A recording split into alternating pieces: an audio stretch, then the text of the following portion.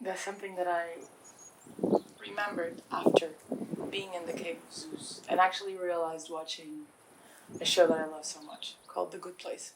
It's a story about life and death and what happens to us in the afterlife and how morality should guide our actions, but our motivation, Jupiter, shouldn't be corrupt to the point of, I'll do this to get something back. Inevitably, we're always going to do that because of one of the laws of the universe. One of the laws of the universe that is directly linked to this is the law of cause and effect. It's so embedded in us to know that there is cause and effect to everything that it's almost impossible for us not to blame people. Especially, and linked to that Jupiter concept and the whole Cave of Zeus allegory, we will blame our parents for who we are, whether it be a positive or negative thing in our own perception. The truth is, we're only really free to get out of the cave, and we're only really free to do what we are and to become who we're supposed to become when we let go of that blame of the parents. So, I did say in that video and spoke about the fact that some words in mythology are used, but they don't really mean what they say, like he killed his father or he raped someone.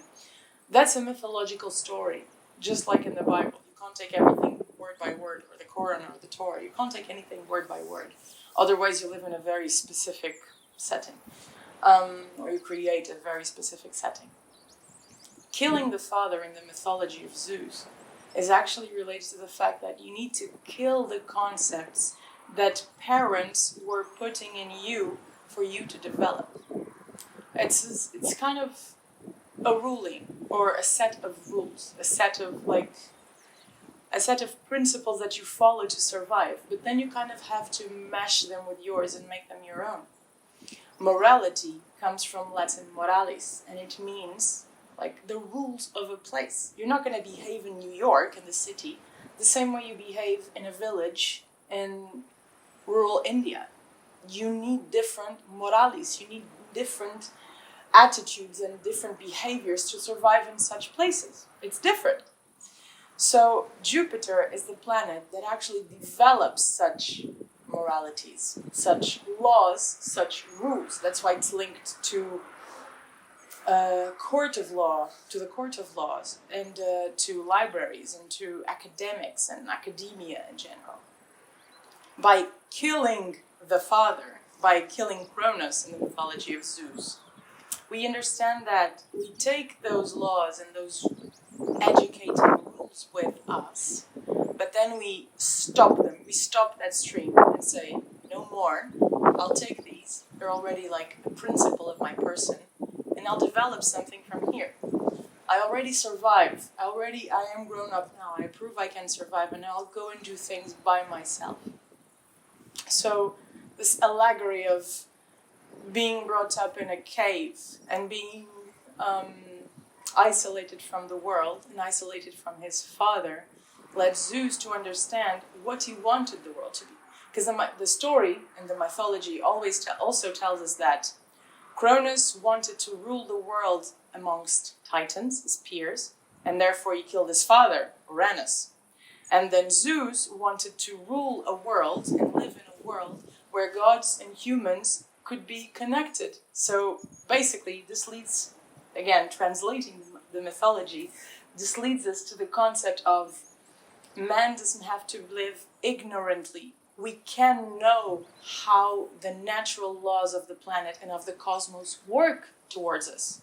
That's why the law of attraction was something so popular. Like, whoa, the law of attraction, whatever you think you can attract and all that. It's true. There are 11 more laws. One of them is the law of cause and effect, which is how I started this video and this episode. Because we will put blame on everything. So when Zeus decides to rule a world where man actually have access to the consciousness, to the wisdom and the wiseness of the universe, he can better himself. He can evolve and ascend higherly and in a more peaceful, serene state, instead of angst, guilt, fear, shame, which is pretty much the emotions that we practice on a day-to-day basis.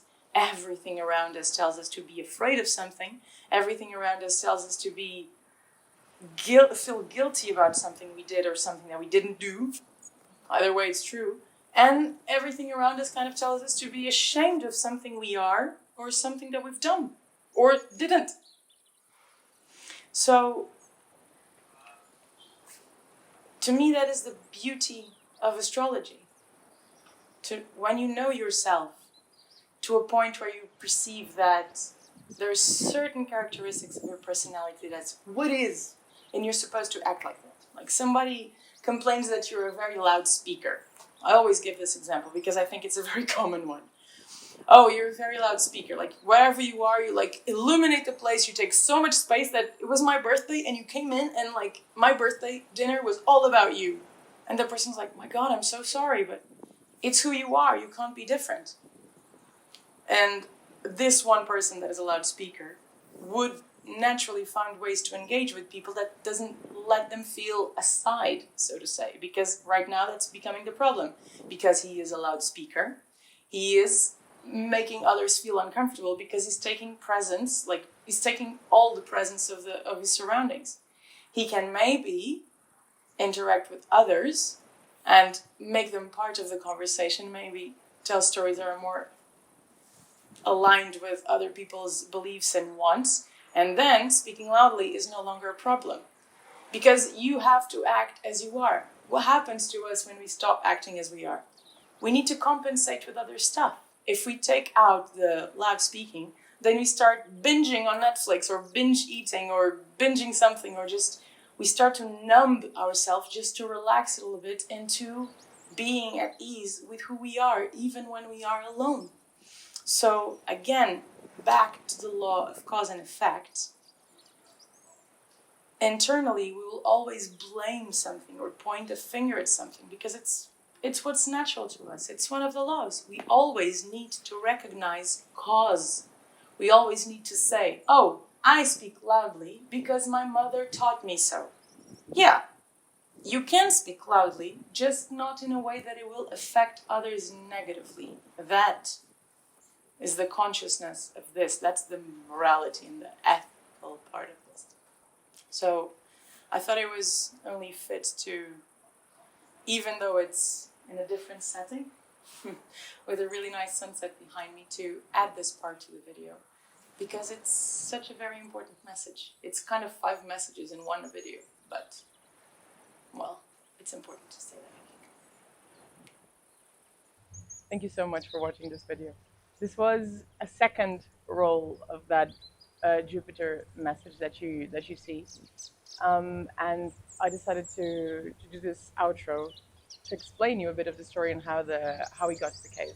So upon arrival in Greece, so I had a mission in Greece, so to say, on the island of Delos, as you can see in the other videos, and many other videos were shot that we will be ready to show you in a few months. But the cave was something completely new. We changed islands from Mykonos, we went to Delos, of course, and then we came to Naxos. And in Naxos, we saw that I had a distinct message saying that we should go on a pilgrimage to Mount Zeus, which is the highest point of the city. And upon getting there, we would start at midnight, and we'd have to walk all the way from our house there. It was a 7.5 walk. It was a 7.5 pilgrimage all the way to the top. It's not a very high mountain. It's just it's 1,004 meters, but still, it was something special. The cave, however, was kind of hard to find.